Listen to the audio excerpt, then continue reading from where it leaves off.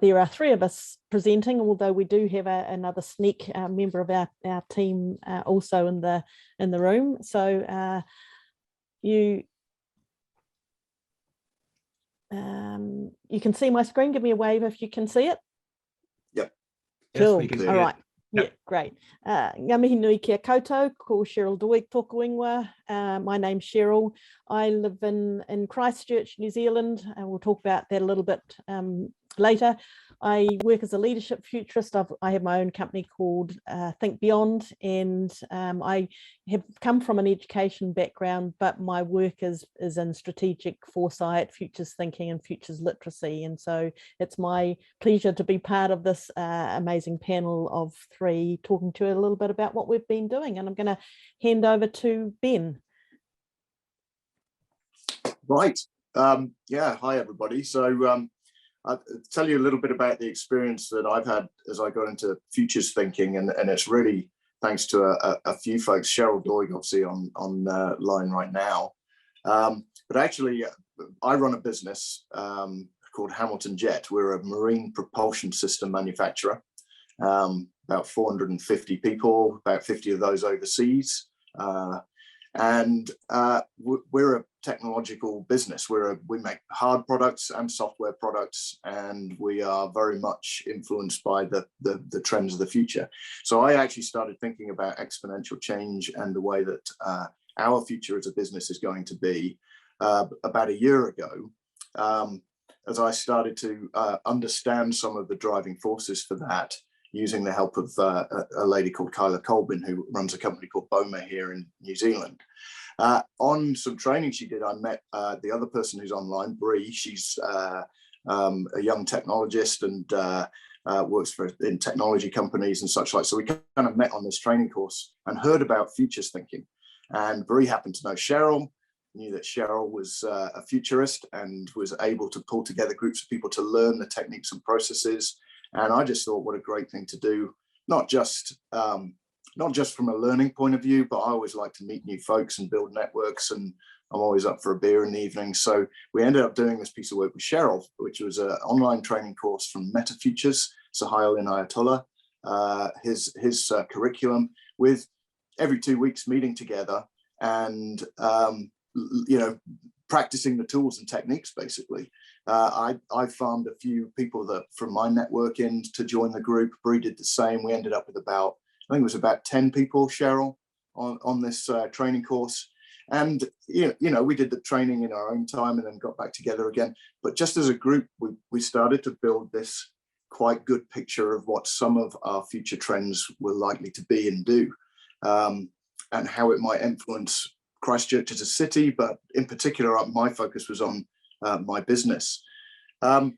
Since we finished that training, I've ended up running just recently 18 different future exercises with some of my team, the leadership team within my business, to try and answer some of the questions that are on our minds, such as what does career and employment look like in the future? What does new product development look like? How do we interact with our customers? So, the whole process has been really helpful for me as a business, and we've just learned some really neat things along the way. Tom online was also, he's one of the people I found in because I knew him through a kind of professional connection. But that's probably my background and intro to it. It's been a great experience. I'm happy to share some of that with folks. Cool, thank you. And over to you, Tom. Yeah, so like Cheryl and Ben, I'm based in Ultitahi, Christchurch. I'm originally from Wellington. I know Cheryl's going to talk a little bit about Christchurch, but I feel like I have to put a plug in. It's basically the center of the universe if you're into skiing and climbing and mountaineering and mountain biking and anything that involves the mountains, which I'm very much into. So that's one of the main reasons I base myself there. I have recently taken the dive back into self-employment, had quite a lot of experience running operational businesses and primarily in the aggregates space, so quarrying, which is not always the most future-focused industry, but is actually a space that very much needs to be thinking about how it fits in with a carbon neutral future, because a lot about what it does and how it fuels the construction sector is not climate friendly at all, but has vast potential to be so. So that's I guess something we could pick up on later. But on the side, I've lectured innovation and risk for a number of years at a master's program at University of Canterbury. So I've always had a really strong interest in the links between technology and society, and the kind of civic impacts of technologies, and how we need to think about innovations from that perspective. So Futures felt like a really nice fit. I guess just to touch on, one of the things, and Ben mentioned it, a great outcome of doing the Futures work in this collective environment has been getting a group of people basically around a table to have a beer and a chat that are all on the same page. And it's been, from a personal perspective, just a really great bunch of people to yarn with, but also professionally quite productive. So I think that's been one of the great things about the collective approach, because, sometimes when you sit down at a dinner party and try and talk about, what's coming in 50 years' time, you get kind of you get shut up pretty quick. So it's nice to have the group that you can do that with. So yeah, that's a bit about me. I'll hand back to you for the moment, Cheryl. Cool, thank you. So there's a little flavour of who we are in the room, and what we thought we'd do in the time we've got together is just share a little bit about our journey and how we started moving from me to we, and a little bit about our metaphor, which we'll cover at the end, and then also some ideas from you. We'd love you to contribute questions in the chat, but also help us work out how we're going to move the collective forward. So that's the plan. And so just want to start by briefly explaining that we come from Ultitahi, Christchurch, New Zealand. And you'll see the map of New Zealand, or Aotearoa, over on the right hand side. And that little circle is Banks Peninsula, which is where Christchurch is centred.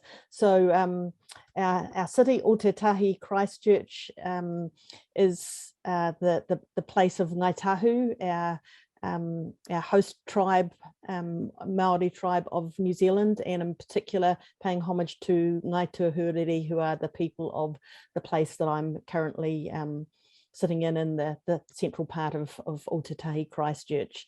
And it's a city that over 10 years we've had some major earthquakes and rebuilds, we've had floods, we've had fires, we've had a mosque shooting, and so we're a pretty resilient bunch.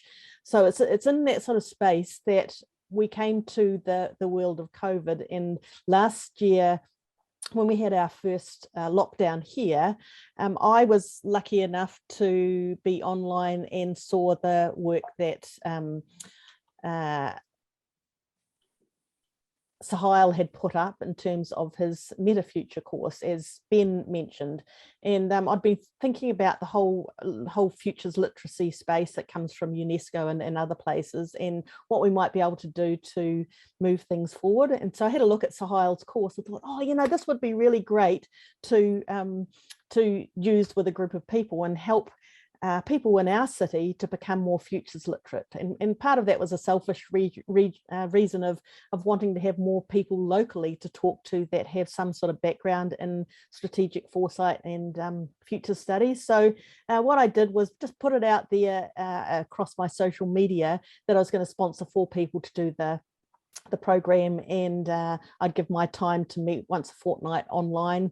And so people registered and said, I'd love to be considered, and I ended up sponsoring 10 people. And so we had a great time that moved us to this sort of space. So this is what the collective looks like. On the left hand side are some of the people that met in the first cohort, and what we did was every 2 weeks for 4 months we'd meet online, and we'd use Sahil's Meta Future program as a bit of the base, but we'd talk about all sorts of different things to do with futures, and it was a really, really great group of people. And it also connected in with the the work I'm doing with Ultitahi, which is a learning city movement here in the Christchurch. So for me and for us, it's about growing the collective impact and knowledge across the city, and making things more explicit in the future space. Now that was an online program. It was during COVID, and we actually didn't meet face to face until later on at the end of the program. So that was really exciting to meet people for the first time. But from that sort of came this idea that maybe we would form a collective and just carry on our conversation. And so over time we did that, and we called ourselves Ultitahi Futures Collective. And we just sort of let it sit for a while. And then, as Ben said, he and Bree got talking, and Bree, thanks to you, said, I know a futurist. And so over coffee, you'll see there's this theme of food and drink and coffees and so on as part of our work. We formed the idea that maybe we could have another group of people that met, but this time it would be a face-to-face cohort. And so that's what Ben and Bree got activated. And what I love about both cohorts is that they're full of really diverse people from different sorts of backgrounds, and I think that added to the real benefit of doing this work. And so at the end of that, you'll see on the right hand side that the second cohort finished its program, and Ben, as part of his work for Hamilton Jet, then he decided that that would fit really well in with the strategic work he was doing, and he invited some of the collective to come and support him in that process. So that's sort of the journey of where we came from. And I'm just going to stop sharing there, and I'm going to just hand over to Ben and Tom to carry on the story and just talk about what it's looked like, and then we'll talk about where to next. So over to you, Ben and Tom, to just share some of what we did on the program, and also the follow-on work in your thinking. Yeah, I think probably the first place to start is the value of the kind of collective approach towards learning, in that, you know, Sahil has an online training course, right? I could have signed up for it for $100, and I may or may not have got through the program. But there is nothing better for motivation than knowing that you're going to be meeting up with a whole bunch of other folks who probably have done their homework, that are going to want to talk about the content and the material, and you better do yours too, right? So actually having that kind of staggered approach, it really spread the learning out to a digestible format, allowed us to get through the material, and had the kind of prize at the end of each 2-week block of us getting together, eating and drinking together. As Cheryl said, that was, you've got to fuel the thinking, right? And having some really interesting conversations. And the way that the collective came together with such a diverse range of people. We had people in the education sector, people in computing and IT, a few consultants and independent folks working in management spaces. Tom, from his aggregates background, it was like we had a strong kind of theme of Maori and Maori culture through what we did, both through Cheryl and Sunny and Lex, who came along as well. They were all kind of bringing that dimension. It was like a different circle of folks to the one that I normally socialize with. And that was really good from the point of view of how we conversed about the future and motivated each other and learned something along the way. So Tom, I'll maybe pause and let you say a few things about how that kind of collective process worked and the learning process as well. Yeah, I mean, I guess probably Ben and I had a similar experience with this, where we're both engineers, both worked in, like operational business, manufacturing type backgrounds. And so, it was really interesting to observe the way that as a group, we'd kind of develop our thinking during a session, because we obviously will come into a session with the same base knowledge. So we'd say, for session number 2, you need to complete modules 3 and 4 out of Sahil's Meta Futures package. and then we'd all turn up and we'd have that base knowledge from our homework. And that was obviously flavored by what we individually thought about it. So like Ben and I as engineers had quite distinct views on how we'd interpreted that homework and the perspective we brought to the table.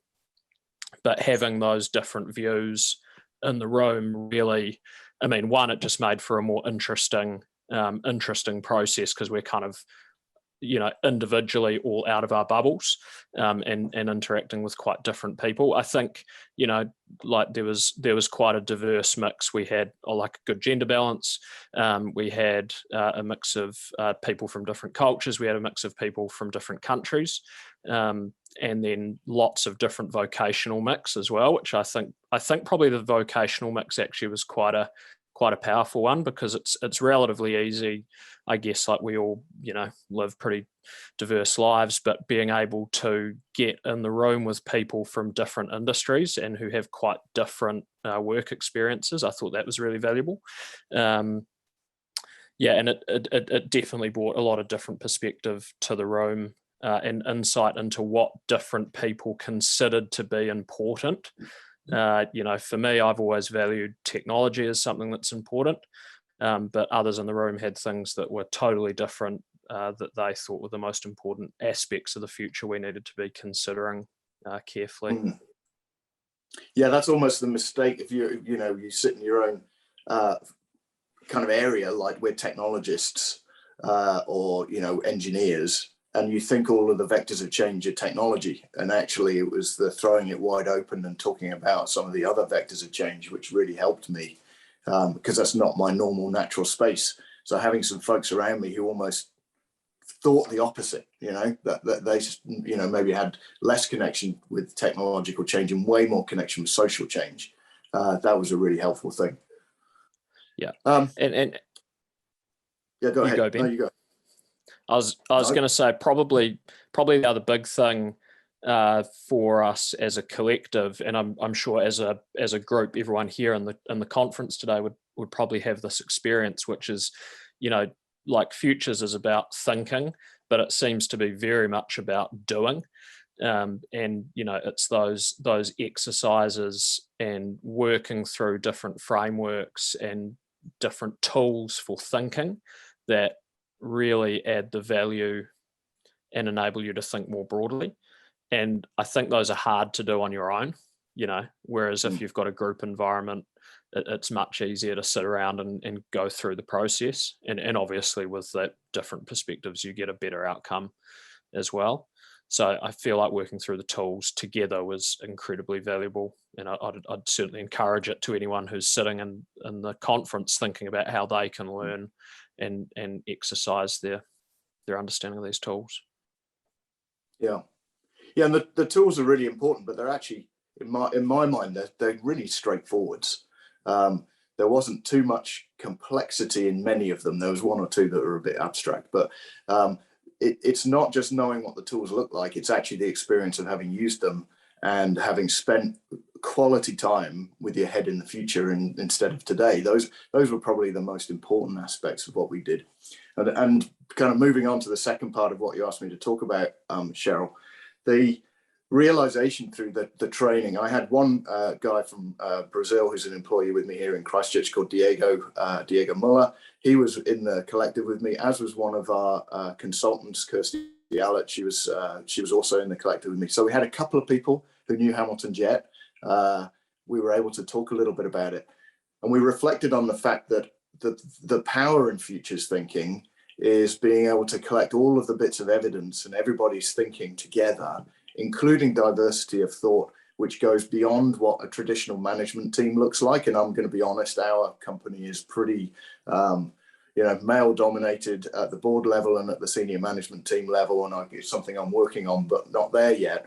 This whole cultural and gender diversity thing isn't particularly prevalent in the senior ranks of my business, but you've got to get those thoughts brought through. So kind of conceived the idea that instead of our next strategy round, which is something we do about every 18 months, 2 years, instead of starting with what was our strategy last time round and how do we need to change it, I actually flipped it over and said, what we're going to do is spend a whole day together thinking about the future. Had to do it 3 times because of COVID restrictions and having a global team. But we basically did a day of talking about how change is accelerating within the world, and then doing some futures thinking exercises, teaching the people in the moment how the tools work and how to deliver them and how to use them. And as Cheryl said, what was fantastic, the first of those sessions, which was the biggest, it was a live session with about 60 people. I managed to con half of my Futures Collective into coming along and joining me and being table team facilitators. And I didn't manage to do that the second time round. We had some pretty unsociable hours, and it was all very much more difficult online. But one of the things I note now, going back through the 18 futures exercises we did throughout those 3 sessions, is that the ones which were futures facilitated by people who understood the tools a little bit better, had some experience with them, and knew how to coach people into not thinking about how the future is going to be different, like we'll be working less, or we'll be using VR more. It's more about getting people to think the context in which that's happened and why it's happened, so that you can actually put some strategy around it. Because if you think that's a good thing, you really need to get down to what it is that you're going to start doing now in order to influence it. There was a difference between those sessions in the first group that were facilitated and the ones that were later. They were all excellent, and we got some great ideas and a surprising amount of consistency in the ideas as to what our strategy should be as a business. But definitely it's really good to, what I guess I'm saying is really good to grow a community of folks in a city who know how to do this stuff. And it is quite useful to be place focused, because you need to be able to bring people together. It helps to bring them together personally so that they build those relationships and understandings. And it's something that Cheryl, we're talking about. How do we offer this to a wider group? How do we get more people future literate? And how do we get the tools and techniques used by the council and the charitable organizations within the city, the education organizations within the city, which is your passion? These are things that the group has become quite passionate about as well, because we can see the value of it now and we can see how it's going to help. Tom, you want to add some more? Yeah, I was just going to quickly chip in, because it's kind of linked to what we're talking about here. There's a question here from Karen just saying, I'm curious about how the group engaged with each other on learning projects. Did the group apply the training to local projects together or apply them to their individual projects? So there was obviously the kind of the more formal learning environment that we went through as part of the cohorts. But then we're really viewing the work that the collective does as an ongoing learning environment, and part of developing the collective and obviously the individuals within the collective's futures capacity. And so, some of the work we've done, a number of us came in and helped facilitate Hamilton Jet's strategy work. That was much more organisation based. We're doing a session at some point coming up with one of the other members who is much more community-based local work. And the idea is that each one of those exercises, we obviously bring a level of expertise to that, so that we're not turning up as rank amateurs. We know what we're talking about and we can add serious value. But equally, we're really learning through each one, particularly how to facilitate better and use those tools better in groups. Ben alluded to that. I think the experience of actually getting these processes rolled out into groups that aren't trained in futures and getting them to think about futures is really valuable, because if our overall goal is about growing futures literacy, then that's a great way of achieving it. If you can sit in front of, how many do we get? 100. You've got basically 100 people through Hamilton Jet, right, Ben, that have now had a pretty solid touch on futures and are now thinking in a futures literate way. Yeah, that's right. And what's really cool about it, and this is partly what I was trying to achieve, is they're now pinging me the signals that they're spotting. They're continuing the conversation beyond the end of that exercise, because the objective, if I had no other objective, was just to get people thinking differently.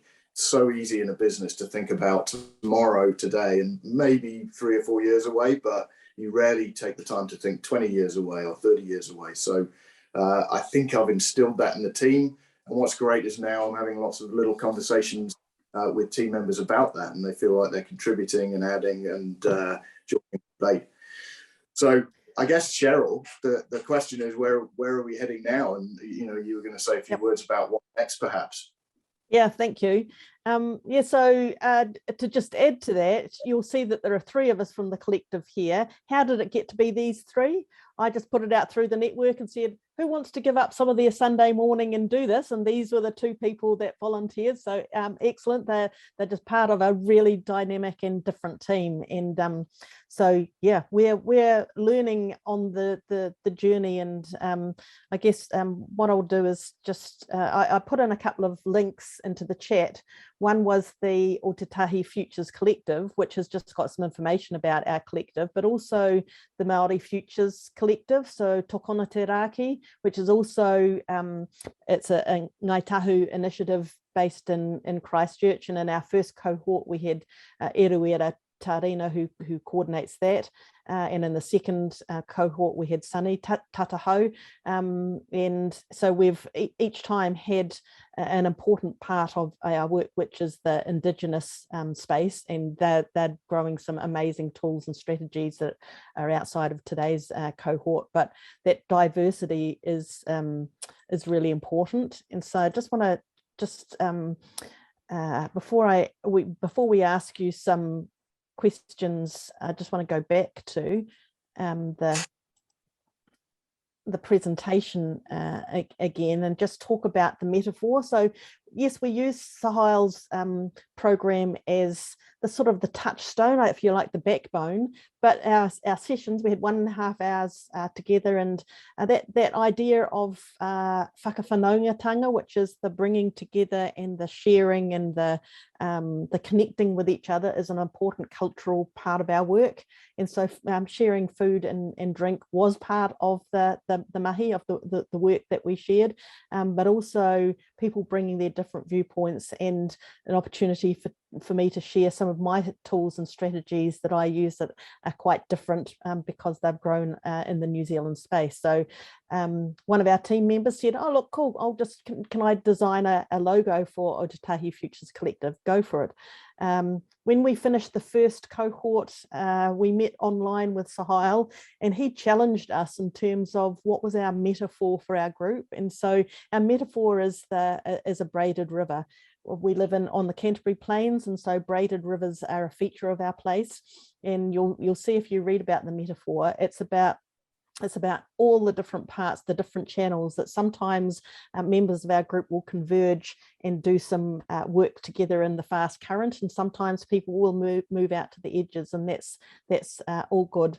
That's part of the work that we do together, and some of that is in the community, some of it's in our businesses.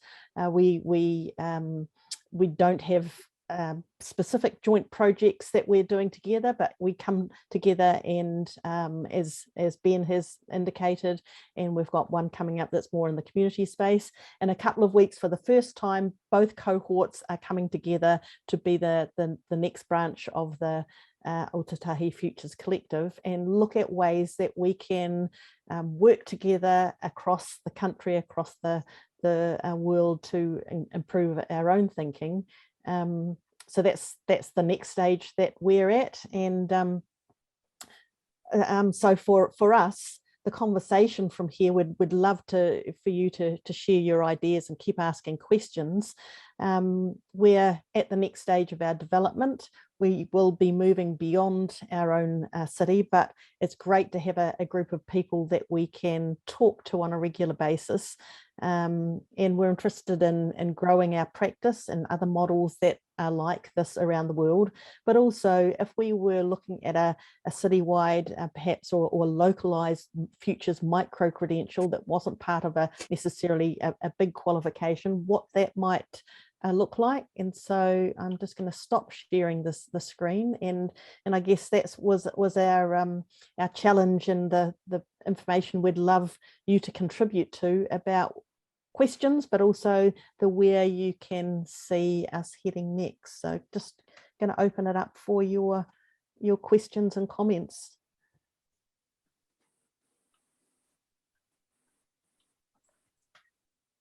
Thank you for that, Cheryl, Tom, and Ben. I was thinking maybe it'd be a good idea if you write the questions on the chat so we can have them handy. Great, thank you. Yeah, thank you. Thank you for telling us and updating us what you guys are doing over there. It's great to see this bottom-up organic growth. And you also validate, the power of collective action and getting together. And when I was reading those questions, I was thinking, for me at least, it's a balance perhaps of top-down and bottom-up approaches. So reaching out to bigger stakeholders at the municipal level or state level and kind of seeking opportunities there. But from the bottom up, you guys are doing the work, and I think it's really showing. And just being here and in these gatherings help as well. Yeah. No, and I think you're right that it's top down and bottom up, right? In that you've got to have, in any organization like a council or a business like mine, it takes people at the top who want to use these tools and exercises, and the people within the company who want to take part and join in. And I think one of the things that's been interested about how the aftermath of our training, if you like, is every time I now talk to people, futures thinking is top of my mind, which means that the story naturally comes out pretty quickly. And the number of people who've said, that is a fantastic approach, I'd love to have a go at that, has been really good. And I've been handing my contacts to Cheryl, who's going to plan to run a third cohort soon and has got a whole bunch of people signed up to it. But what's interesting is that I've been I'm a company director and I run a business. The kind of people that I talk to who I can influence are the kind of people who might sit at the top of some of those organizations. And that's where the collective power comes, because you don't just want a bunch of CEOs sat in a room. That would be one of the worst types of collective in my mind. You want people from a broad cross section. And I think between us, the collective that we've got and the contacts that we've got has allowed us to kind of curate a really good group of people that run the gamut from, boardroom to, young people who are just starting out in their career. It's fantastic. Just to address, sorry.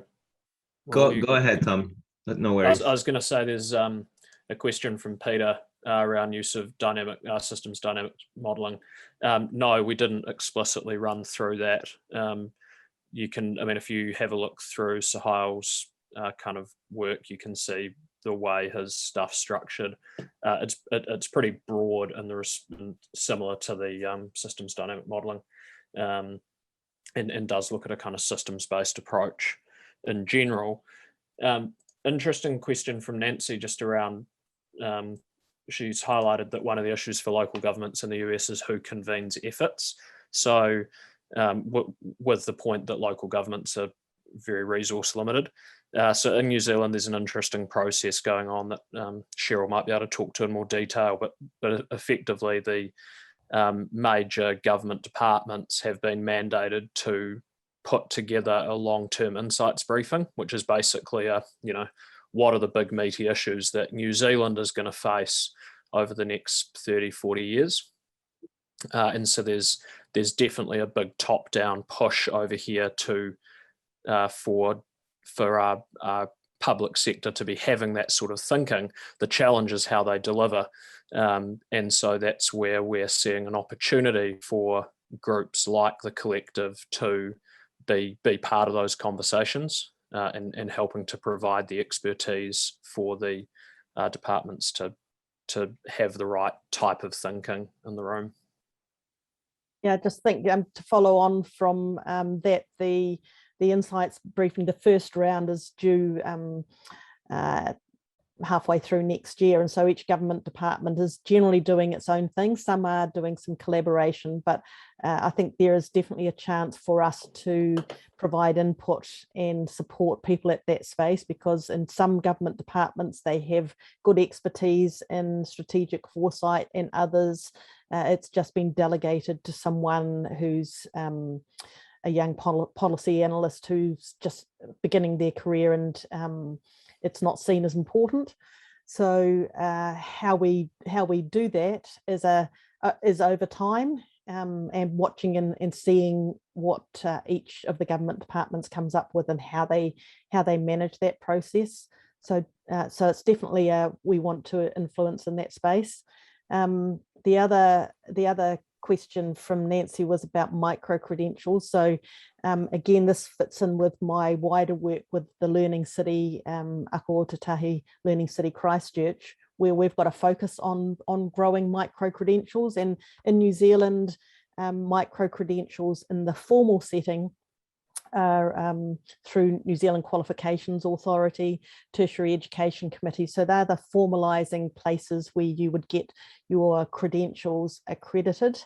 And what we know from the people who are trying to do this outside of universities is that it's incredibly hard, and it changes all the time, and you pay your money to put your information out there, and it comes back and you have to keep on reiterating. So it's a really frustrating process.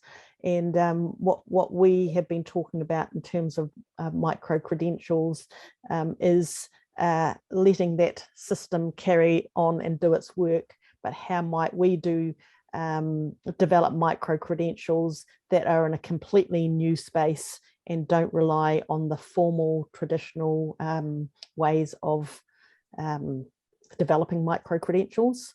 So completely new space, and that's emergent thinking. So hence all of your ideas, gratefully received. Claire, the Department of the Prime Minister is the body which mandated the long-term insight briefings. So they've said, we need this on the radar. Government departments, you need to go do the work now to make it happen. Yeah.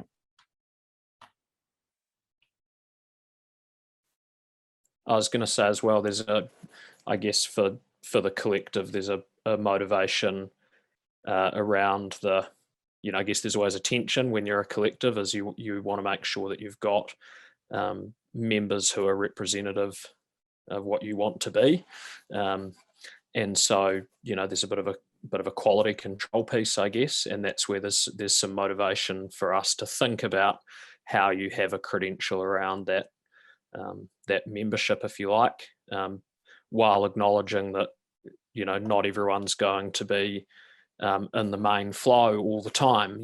People might be sitting out in the side streams and just quietly observing and not being super involved, and so there is a tension there, but that's something we're thinking about actively. Yeah, I think the multiple ways of knowing and being are important, and Bree's asked if we'll share a little about how we developed a shared language, shared application examples. Bree, you're online. Would you like to make a comment about that work? Okay. Hi, everybody. Sure. Thanks, Cheryl. Yeah, no, I just thought maybe we already covered this, but I just thought sort of in keeping with the theme shifting from me to we, that in approaching it from either direction, top down or bottom up, the thing that enabled us to really develop that organic spread through our networks, our personal networks. So we started with a small group, and then we developed another ring, and then we developed another ring.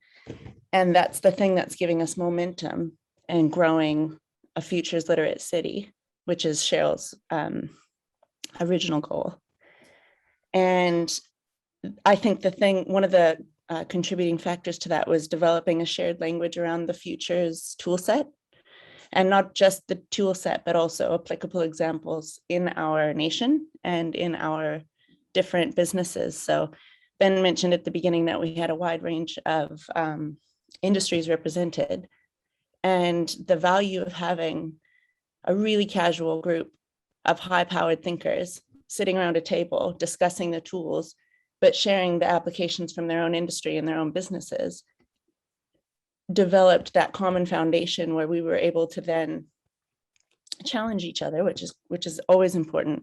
But then in sharing the journey with our wider networks, with our individual businesses or our, even on our LinkedIn channels, we're able to provide examples to the people around us, which are more relevant to them. So if I was speaking to somebody in my business who is an engineer focused, I'm a business development manager for a technology business, and we develop software for a range of industries. And if I was talking to somebody who was more focused on an industry, engineering industry, I would have relevant examples that I could share with them on the fly, which I wouldn't have had otherwise. And so I guess I wanted to share that from the point of view of this event today, and taking what we've learned on our individual journeys and moving that forward to continue growing a more literate future around the world. A focus on that shared learning and shared language, I think, is a relevant piece. I think there's a question. There's a question in the chat about whether we had any overseas members, and I don't think you did in the first cohort, did you, Cheryl? And then second cohort was all in person, so I don't think we do in the collective itself. That's right. So this initially started in terms of growing the local area of Christchurch and its sort of wider regions, and will now stretch into other parts of New Zealand as we start forming our collective. But the networks and the reach and the connections with other people what makes this important, because now more than ever in these uncertain times, the going from me to we is critically important. So I think, and one of the things that we have done so far is we've just developed some little tools and ideas together. We did some key drivers work where everyone contributed, and that's just part of making it fun, but also adding the different mindsets, mind views of the people that are in the collective, but also from a New Zealand, including an Indigenous perspective that is increasingly important for us to consider in this world. So, I think you've seen 4 of us, but there's a whole heap of people in the group, and we're all really different from each other. And what we're doing as well is we're spreading it into our networks. So the example that I've had the fun of facilitating was a group of leaders across a business that's already global. So 2 of my 3 day-long workshops were via Microsoft Teams, done using Miro as a collaboration tool for online whiteboarding. And we did it with a team in Singapore, a team in London, a team in Seattle, and then a couple of other random people around the world that we have working for us, one in Brazil, one in Florida, one in Perth. The whole thing actually done online works really, really well. And the modern technologies that we've all become accustomed to in the last 18 months really do work for this kind of thing. So whilst the face-to-face is awesome, and I very much support Cheryl's goal of getting this city that we're lucky enough to live in thinking about futures, the whole thing could work very, very well if it was a more extended thing as well. So I'd encourage people, if you don't feel like you could build a cohort that could do something like this yourself in one area, it's actually a pretty good way of doing it. And Cheryl, you did the whole first session online yourself because of the lockdowns. Yeah. Okay, well, I think our time's up. I put in the chat the link to my Think Beyond site, which has got the Ultitahi Futures Collective. So it's got the names and the link to everyone's LinkedIn profile, so you can join us and carry on the conversation. Love to hear from you all, and my email's there. I can connect you with other people if needed, and also the Meta Future School if you're interested in Sahil's program. As I said, we use that as a base, but our conversations were wide, and it wasn't a set prescribed curriculum. We'd expect that each cohort is completely different in terms of where it wends its way. So it's been great to share some of that information with you, and thanks to my colleagues Ben and Tom, and also to Bree for coming in and being part of that session. So back to you, Raul. Thank you guys. Keep up the inspiring work. It's really great to see this bubbling, and I want to invite everybody to join room 1 for closing remarks. So I'm going to put the link in the chat. And also Tom, Ben, and Cheryl, if you want to share your contacts, please feel free to do so. I think that's a good way for everybody to connect. But yeah, thank you everybody for sticking with us until now.